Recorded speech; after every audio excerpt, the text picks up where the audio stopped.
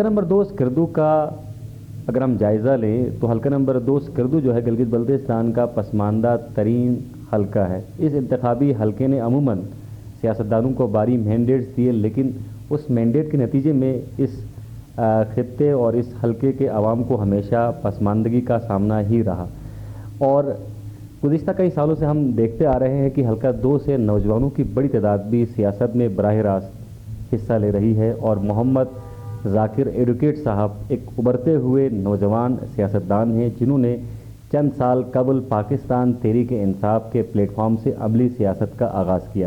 اس نوجوان نے اپنی توانائی ابھی تک بحال رکھی ہوئی ہے، گو کہ سیاست میں حصہ لینے والے نوجوانوں کی اکثریت جو ہے بہت جلدی تھک جاتی ہے، لیکن محمد ذاکر ایڈوکیٹ ابھی تھکے نہیں ہیں اور ان کی سیاسی جدوجہد کا سلسلہ اس وقت جاری ہے۔ پاکستان تحریک انصاف کے ٹکٹ کے آپ امیدوار بھی ہیں اور الیکشن لڑنے کے لیے پوری طرح سے پرعزم بھی ہیں۔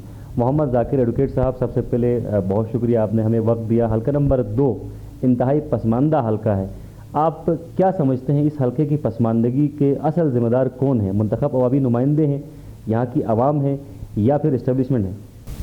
بسم اللہ الرحمن الرحیم۔ یہ نستعین۔ سب سے پہلے صاحب میں آپ کی اور آپ کی ٹیم کا شکریہ ادا کرتا ہوں، آپ نے ہمیں وقت دیا، یقیناً ایک بہت بڑا ذریعہ ہے، آپ کے چینل کے تھرو ہم اپنی بات اپنا پیغام عوام کو پہنچا سکتے ہیں، جس کے لیے میں آپ کا شکریہ ادا کرتا ہوں۔ حلقہ 2 جو کہ جی بی کا سب سے بڑا حلقہ ہے، آبادی کے حوالے سے بھی اور رقبے کے حوالے سے بھی، تاریخی حوالے سے بھی اس حلقے کو بہت اہمیت حاصل ہے، چونکہ یہاں پر جو بھی فارنرس باہر سے آتے ہیں، بائر آئے یا بائی روڈ آ جائیں، جو بھی وزٹر آئے، ان کا جو پہلا جو انٹرنس ہے وہ اس حلقے سے ان کو واسطہ پڑتا ہے۔ صحیح، ایک لحاظ سے یہ آپ کا گیٹ وے ہے۔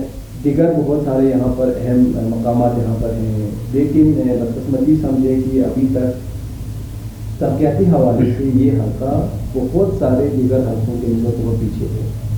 تو اس حلقے کی یہاں پر بہت سارے وسائل ہونے کے باوجود ان وسائل سے فائدہ اٹھانے کی کبھی کوشش نہیں کی گئی۔ یہاں میں ایک بات کا ذکر کرتا چلوں کہ جب بھی یہاں سے تحریک اٹھی، حلقہ 2 سے جب بھی کوئی آواز اٹھا، جب بھی یہاں سے کوئی موومنٹ چلی، تو مجھے نہیں لگتا کبھی بھی اس حلقے کی تعلیم کے حوالے سے، اس حلقے کی غربت کو سامنے رکھ کر، اس حلقے کے نوجوانوں کی مستقبل کو بنانے کے لیے، یہاں کی لوگوں کے معیار زندگی کو بلند کرنے کے لیے کبھی کوئی سنجیدہ کوشش نہیں کی گئی۔ جب بھی یادگار کو سجایا گیا، جب بھی تحریکیں چلی، جب بھی لوگوں کو یہاں سے اٹھایا گیا، تو وہ ہمیشہ بین الاقوامی ایشوز پر اٹھایا گیا، وہ نیشنل ایشوز پر اٹھایا گیا۔ ان ایشوز پہ تو بات کی گئی، علاقائی ایشو سے بات نہیں ہوئی، اس حلقے کی مسائل پر کبھی بات نہیں کی گئی۔ اس وجہ سے میرے حلقے کے عوام جو کہ بڑے اچھے لوگ ہیں، وہ ہمارے جو سابقہ لوگوں نے یا ہمارے جو ذمہ داروں نے ان کو ایز اے ٹول استعمال کیا، یادگار کو سجانے کے لیے، تحریک کو زندہ رکھنے کے لیے، تحریکوں کو کامیاب کرنے کے لیے، لیکن کبھی بھی کوئی تحریک نہیں چلی اس حلقے کی بہتری کے لیے، کبھی کوئی آواز نہیں اٹھی اس حلقے کے بھلائی کے لیے۔ اس وجہ سے ہمارے ایشوز پیچھے رہ گئے، لوگ آگے نکل گئے، ہم پیچھے رہ گئے، ہمارے جوان پیچھے رہ گئے ہیں۔ تو میں سمجھتا ہوں کہ اس حلقے کے مسائل کو نظر انداز کر کے آگے بڑھنے کا سلسلہ یہ ختم ہونا چاہیے۔ صحیح صحیح۔ سر، آپ نے مسائل کی نشاندہی بھی کی، آپ کیا سمجھتے ہیں اس حلقے کے بنیادی مسائل کیا ہیں؟ میں عرض کروں گا کہ اس حلقے کی جو بنیادی مسائل ہے، مجھے چونکہ میں 2012 سے پاکستان تحریک انصاف کا حصہ ہوں، مجھے اسی پلیٹ فارم سے 2015 کا الیکشن لڑنے کا بھی مجھے اتفاق ہوا، تو میں نے دیکھا کہ جگہ جگہ ہم گئے، میری ٹیم گئی، تو حلقہ 2 میں ستپارہ سے لے کر بشو تک، وارد و کمرہ، یہ پورا یہ سب سے بڑا حلقہ ہے۔ تعلیم کے جا بجا مسائل ہے، یہاں پر کالج کا نہ ہونا، یونیورسٹی کا نہ ہونا، وہ اپنی جگہ، یہاں پر بنیادی تعلیم کے لیے بھی یہاں پر ہمارے پاس یونٹس نہیں ہے، صحیح، بچیوں کے لیے اسکول نہیں ہے۔ آپ جا کے دیکھیں کہ پرائمری اسکول تک ہمارے بچیوں کے لیے نہیں ہے، بچوں کے لیے نہیں ہے۔ ایک جگہ مجھے دیکھنے کا اتفاق ہوا بشو میں کہ وہاں پر 2 کمرے کا ایک پرائمری اسکول ہے، اور بچے اور بچیوں کو اس میں مکس رکھا ہوا ہے، اور ان کو واش روم تک نہیں ہے وہاں پر۔ تو تعلیمی لحاظ سے اس حلقے کو بہت زیادہ کام کرنے کی ضرورت ہے۔ ہم جب تک تعلیمی میدان میدان میں اپنی قوم کو اپنے جوانوں کو آگے نہیں لائیں گے میں نہیں سمجھتا کہ ہم کوئی ترقی کریں گے.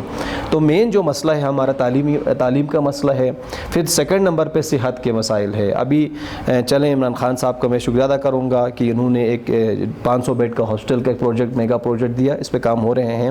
لیکن اس سے پہلے اس حلقے میں کوئی یہاں پر ایک 10 بیڈ اپرووڈ ہاسپٹل بھی نہیں تھا. صحیح. پورا جو لوڈ تھا وہ ڈی ایچ کیو پر تھا. اب ہر کسی کی بس کے بات نہیں کہ وہ بشوں سے ڈی ایچ کیو جائے, چندہ سے ڈی ایچ کیو جائے, کوردو کومرا, یہ سارے چیزیں سے. تو صحت کے بہت سارے مسائل ہے. ڈسپنسریاں بنائے ہیں ہمارے سابقہ حکومتوں نے لیکن ان اپرووڈ ہے. وہاں میڈیسن نہیں ہے, وہاں کوئی کسی بھی جگہ پر کوئی ایک ایمو نہیں ہے.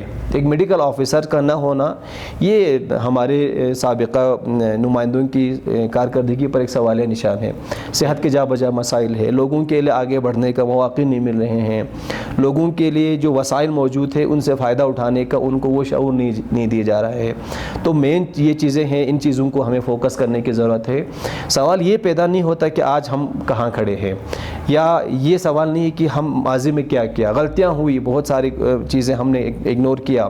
لیکن میرا سوال ہے کہ آنے والے 20 سالوں میں حلقہ 2 نے کہاں جانا ہے.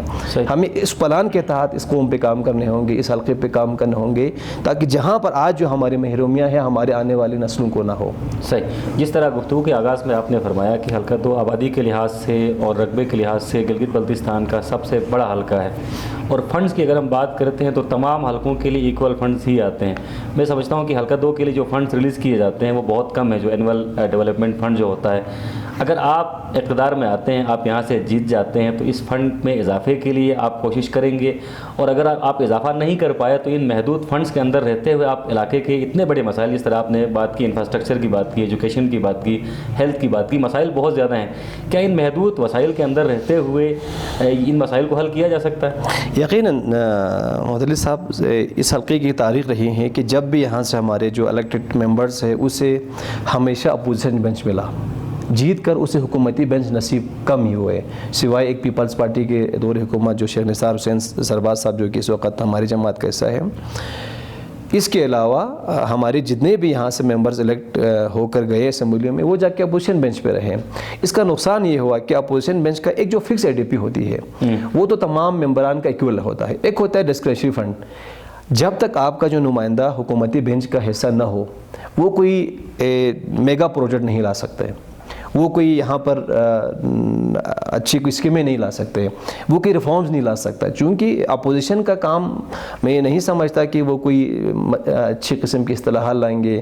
تو ہمارا مسئلہ یہ ہے, جس کی ایک آسان سی مثال ہے, ابھی جو آخری ڈی پی جو ابھی اکبر تابان صاحب جو کہ حلقہ 1 سے ہمارے الیکٹڈ ممبرز تھے, سینئر وزیر رہ چکے ہیں, ان کے ڈی پی ہے تقریباً 2.5 ارب روپیہ, جبکہ کاچو امتیاز جو اس حلقے کا الیکٹڈ ممبرز تھے ایم ڈبلیو ایم کی سیٹ سے, ان کے ڈی پی 8 کروڑ.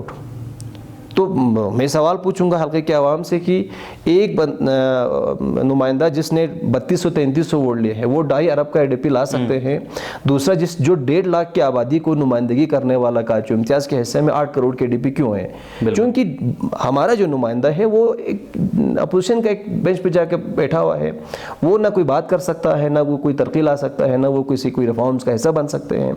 تو میں سمجھتا ہوں کہ جب تک ہمیں حکومتی بینچ کا, ہم حکومت نہیں بنائیں گے, ہم حکومتی بینچ کا حصہ نہ ہو, ہم یہاں پر اصطلاحات نہیں لا سکتے, ہم یہاں چیزوں کو ٹھیک نہیں کر سکتے. میں پہلی بھی عرض کر رہا تھا بہت سارے ہمارے پاس وسائل موجود ہیں, ان وسائل سے فائدہ اٹھانے کے لیے ہمیں سسٹم کی ضرورت ہے, ہمیں ایک طریقہ کار کی ضرورت ہے. وہ طریقہ کار جب تک ہم حکومتی سسٹم کا حصہ نہ ہو ہم نہیں لا سکتے. جس طرح میں ایک آسان سا مثال دوں, ٹورزم کے حوالے سے بہت زیادہ سکوپ ہے حلقہ 2 میں. آپ کا چندہ ویلی میں یہاں پر کرال 2 تندل تنجوس, آگے پھر کچورا جو کہ بہت بڑا ایک ہب ہے ہمارے ٹورزم کے لیے, اس پہ کام کر کے ٹورزم کو ہم پروموٹ کر کے ہم پورا جی بی کی معیشت ٹھیک کر سکتے ہیں. لیکن ہماری بدقسمتی کہ حلقہ 2 میں ہم پھنس کے رہ گئے, انہیں بھی ترقی نہیں ہو رہی ہے. تو اس کے لیے میں سمجھتا ہوں کہ پاکستان تحریک انصاف کی حکومت انشاءاللہ آنے والے انتخابات میں ہم واضح اکثریت میں ہم حکومت بنائیں گے. تو انشاءاللہ پاکستان تحریک انصاف کا الیکٹڈ ممبرز اس حلقے کا وہ حکومتی بینچ کا حصہ ہوگا، تو انشاءاللہ ہم بہت ساری چیزیں ٹھیک کر سکتے ہیں. تو میں سمجھوں گا کہ صرف جو ایک فکس ADP سے کچھ بھی نہیں ہوگا. تو ADP میں اضافے کے لیے آپ عملی یقیناً ADP کے اضافے کے لیے اور حلقہ بندی کے لیے بھی انشاءاللہ ہم ہر فورم پہ آواز اٹھائیں گے. اللہ نے موقع دیا تو انشاءاللہ اس پہ بھی ہم بھرپور. اب ذرا پارٹی معاملات کی طرف آتے ہیں. جی، آپ کے پاس ایک حلقہ ہے، امیدوار 2 ہیں، اور دونوں امیدواروں کی اگر ہم بات کریں تو دونوں کی سے بھی ہے، دونوں کو لوگ جانتے بھی ہیں، اور دونوں کے کارکنوں کی ایک بڑی تعداد ہے. اگر نظریاتی طور پر دیکھتے ہیں تو ہم ذاکر ایڈوکیٹ کو ایک پرانے ورکر کے طور پر دیکھتے ہیں. پرانے ورکر کے طور پر ذاکر ایڈوکیٹ نے اسی حلقے سے الیکشن بھی لڑا، لیکن چونکہ اس وقت مرکز میں آپ کی حکومت نہیں تھی تو آپ خاطر خواہ کامیابی حاصل نہیں کر سکے. اس وقت مرکز میں آپ کی حکومت ہے، آپ کے اچھے دن ہیں، لیکن ساتھ ساتھ آپ کے لیے ایک مخالف کینڈیڈیٹ بھی آپ کی اپنی پارٹی میں موجود ہے. اگر آپ کو ٹکٹ نہیں ملتا تو آپ کا رد عمل کیا ہوگا؟ محمد علی صاحب، ٹکٹ کے حوالے سے میں یہ عرض کروں گا کہ حکومتی ابھی وفاق میں حکومت آنے کے بعد یہ یقیناً ٹکٹ کے لیے یہ صرف چلیں حلقہ 2 میں ہم صرف 2 کینڈیڈیٹس ہیں. آپ حلقہ 1 کی بات کریں تو وہاں 3-4 کینڈیڈیٹس ہیں. پھر یہ پارٹی ہے، پارٹی کی پالیسی ہوتی ہے تو ٹکٹ ایک کو ملنا ہے. میں سمجھوں گا کہ میں ٹکٹ کا امیدوار ہوں، میں ایک چھوٹا سا نظریاتی کارکن ہوں، انشاءاللہ ٹکٹ مجھے ملے گا. اگر حلقے کے عوام، میں یہاں ضروری سمجھتا ہوں کہ حلقے کے عوام کی رائے کیا ہے. حلقے کے عوام کے رائے، حلقے کے عوام کی ڈیمانڈ اگر کوئی بھی ہے اس کو ٹکٹ ملنا چاہیے. صحیح. اگر مجھے ٹکٹ نہیں ملتے ہیں، اگر شیخ صاحب جو کہ میرے بڑے بھی ہیں اس جماعت کے، گو کہ اس پارٹی میں پرانا ہوں، لیکن سیاست میں ان کا ایک اپنا ایک مقام ہے، ان کی ایک ہسٹری ہے. تو اگر اسے ٹکٹ دیا جاتا ہے، اگر حلقے کے عوام ان کے فیور میں ہے تو ان کو ٹکٹ ملنا چاہیے. اگر حلقے کے عوام کی رائے میرے حق میں ہے تو یقیناً مجھے ٹکٹ ملنا چاہیے. تو اگر پھر مجھے امید ہے ایک سیاسی پارٹی ہے، انصاف کی حکومت ہے، تحریک انصاف کرنے والوں کی جماعت ہے، انشاءاللہ وہی ہوگا جو اس عوام کے حق میں بہتر ہونے ہوں، وہی ہوگا جو ہم سب کے حق میں بہتر ہونے ہوں. صحیح. سر ویسے یہ بھی بتایا جا رہا ہے کہ اس وقت آپ کافی محنت کر رہے ہیں. اگر پاکستان تحریک انصاف کے امیدواروں کی ہم بات کریں تو خرمنگ سے امجد زیدی کی بڑی کنٹریبیوشن نظر آتی ہے، اور حلقہ 2 سے آپ کی بڑی کنٹریبیوشن نظر آتی ہے. آپ کارنر میٹنگز کر رہے ہیں، ورکر سے مل رہے ہیں، ورکر کنونشنز ہو رہے ہیں. اگر کل آپ کو ٹکٹ نہیں مل رہا، یہ ناقدین کا ایسا بتانا ہے، اگر آپ کو ٹکٹ نہیں ملتا تو آپ کی ساری محنت کسی اور کے کھاتے میں چلی جائے گی. ایسے میں خاموشی آپ اپنائیں گے یا پھر پارٹی اعلیٰ حکام تک آپ اپنی بات پہنچائیں گے، احتجاج کریں گے؟ نہیں، میں کام تو جیسا کہ آپ سب دیکھ رہے ہیں اپنی سی محنت میں کر رہا ہوں، کوشش کر رہا ہوں. میں اسٹرگل پہ میرا بلیو ہے، میں محنت پہ یقین رکھتا ہوں، اور انشاءاللہ محنت کبھی رائیگاں نہیں جاتی. جس حساب سے ہمارے اس سیکٹر کے یوتھ ہمیں بڑا انکریج کر رہے ہیں، ہمارے لوگ ہمیں انکریج کر رہے ہیں، تو ہمارے حوصلے بلند ہو رہے ہیں جگہ جگہ. اللہ کا شکر ہے. آج میں ایک بات واضح کر دوں کہ حلقہ نمبر 2 میں اگر کنونسنگ ہو رہی ہے تو صرف پاکستان تحریک انصاف کی ہو رہی ہے. دیگر جماعتوں کی جس میں پیپلز پارٹی ہے، پیپلز پارٹی کی پوزیشن یہ ہے کہ میں کل بھی میں یہیں کہیں ذکر کر رہا تھا کہ پیپلز پارٹی حلقہ 2 کو اپنے کنونسنگ کے لیے ایک چھوٹی سی کارنر میٹنگ کے لیے سعید مہندی شاہ سابقہ وزیر اعلیٰ کے بغیر وہ اس حلقے کے محلے میں جگہوں میں جا نہیں پا رہے ہیں، اور دیگر جماعتوں کی تو کوئی کنونسنگ ہے نہیں ہے. تو اللہ کا شکر ہے ہم جگہ جگہ جا رہے ہیں، لوگوں کو موٹیویٹ کر رہے ہیں. پھر جو نیا پاکستان کا نعرہ عمران خان نے لگایا تھا اس سے بھی کافی لوگ متاثر ہو چکے ہیں. تو انشاءاللہ مجھے یقین ہے میری ٹیم کی کافی محنت ہے. ایک 2015 کا الیکشن بھی ہمارے سامنے تھا، اور آج بھی ہم دیکھ رہے ہیں کہ بنسبت 2015 اللہ کا شکر ہے میری ٹیم نے کافی محنت کی ہے. صحیح. اب رہی بات کہ ٹکٹ نہ ملنے کی صورت میں میرا کیا پوزیشن ہوگا. میں ایک پارٹی کا چھوٹا سا ادنا سا کارکن ہوں، میں نظریاتی کارکن ہوں.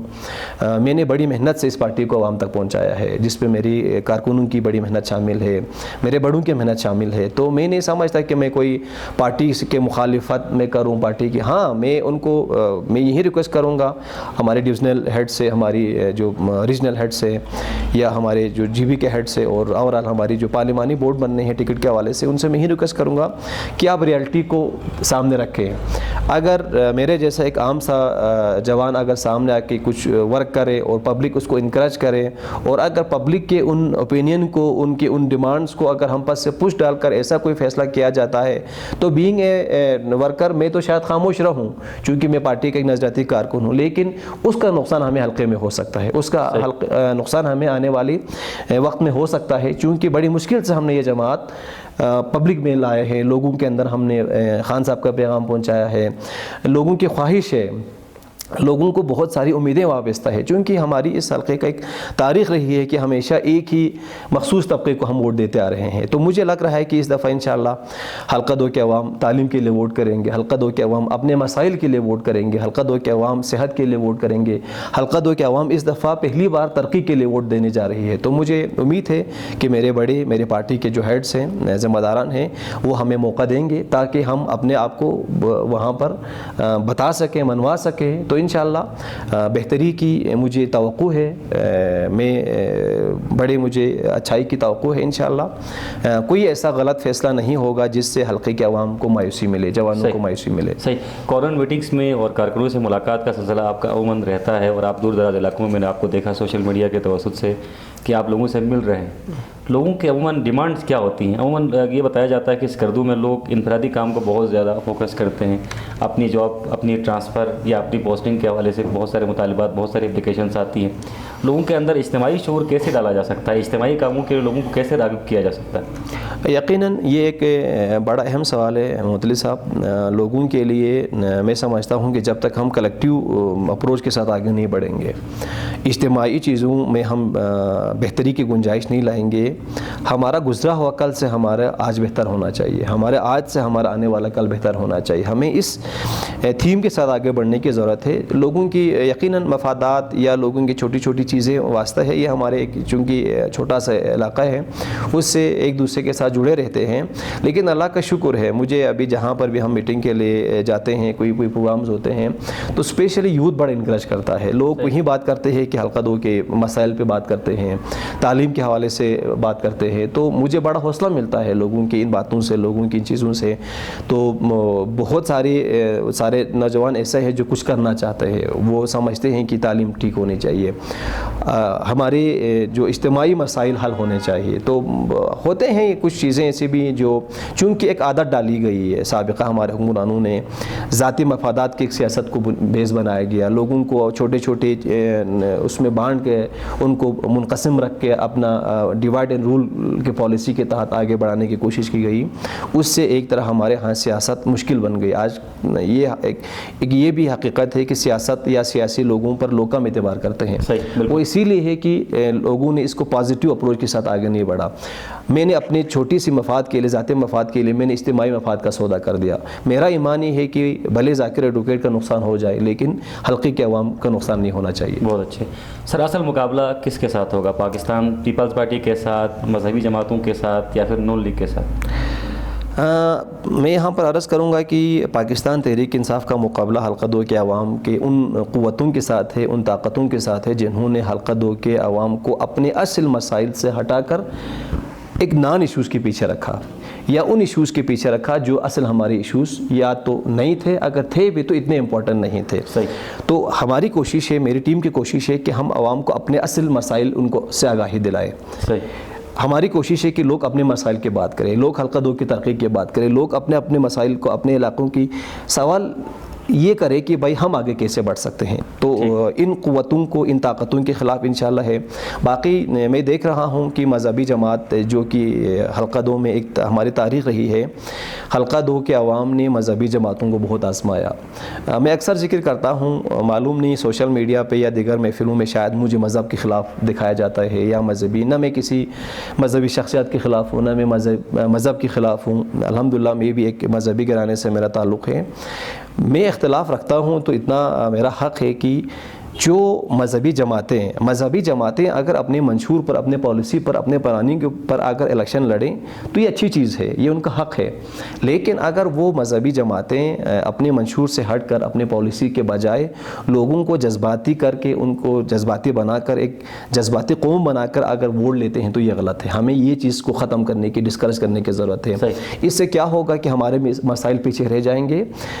مسلکی تعصب کو بڑھا کر, یہ جذباتی نعروں کو آگے لا کر, ہمارے مسائل کو پیچھے چھوڑ کر, ہم اگر آپ ووٹ لیں بھی تو بھی کیا ہوگا؟ 2015 کا الیکشن ہمارے سامنے ہے, کیا ہوا؟ اچھے خاصے مارجن کے ساتھ ایم ڈبلیو ایم نے یہ سیٹ جیت لیا, لیکن جیتنے کے بعد آیا ایم ڈبلیو ایم یا کاچو امتیاز عوام کے مسائل حل کر سکیں؟ یا آنے والے وقتوں میں اگر چلیں ایم ڈبلیو ایم کو موقع مل جاتا ہے یا تحریک اسلامی کو موقع مل جاتا ہے, وہ کیا کر پائیں گے؟ تحریک اسلامی جو کہ تحریک جعفریہ کے نام سے 1994 میں 8 سیٹیں لینے کے بعد آج 0 پہ ہے. تو یہ جماعتیں, میں نہیں سمجھتا ان کی کوئی مستقبل. اگر مذہبی جماعتوں کو منتخب کرنے سے, ان کو ووٹ دینے سے اگر مسائل اگر حل ہونے ہوتے تو سب سے زیادہ ترقی حلقہ 2 کو کرنا چاہیے تھا, چونکہ پچھلے کنٹینیوسلی تقریباً 25-30 سالوں سے ہم مذہبی جماعتوں کو ووٹ دے رہے ہیں. لیکن آج ہم کہاں کھڑے ہیں؟ اگر آج حلقہ 2 کے پاس ان مذہبی جماعتوں نے اگر تعلیم کا مسئلہ حل کیا نا تو ہمیں ووٹ نہیں دینا چاہیے. اگر صحت کے مسائل اگر حل کر چکے ہیں تو ہمیں ووٹ نہیں دینا چاہیے. لیکن اگر ہمارے مسائل اگر حل نہیں ہوئے تو یقیناً حلقے کے عوام کو سوچنا چاہیے کہ جن کو ہم منتخب کر رہے ہیں آگے آیا ہم ٹھیک کر رہے یا نہیں کر رہے. جب تک عوام اس چیز کو نہیں سوچیں گے یہاں پر حالات ٹھیک نہیں ہو سکتے. تو مذہبی, پھر میرا ایک سوال مودودی صاحب یہ ہے کہ حلقہ 2 بھی الحمدللہ مسلمان ہے سارے, وہاں پر کلمہ گو ہیں. حلقہ 2 سے مذہبی جماعت سیٹ کیوں نہیں لے پاتے؟ 3203 ہزاروں کو ووٹ چاہیے, تو کوئی بھی مذہبی جماعت XYZ لڑے نا, حلقہ 1 سے لڑ کے سیٹ کیوں نہیں لے پا رہے؟ تو بار بار یہ ملبہ یہاں کیوں گرایا جاتا ہے؟ یہ بار بار حلقہ 2 کے عوام کے ساتھ ان کے جذبات سے کیوں کھیلا جاتا ہے؟ چونکہ یہاں کے علماء الحمدللہ علماء پرست ہیں, لوگ اچھے لوگ ہیں, شریف ہیں.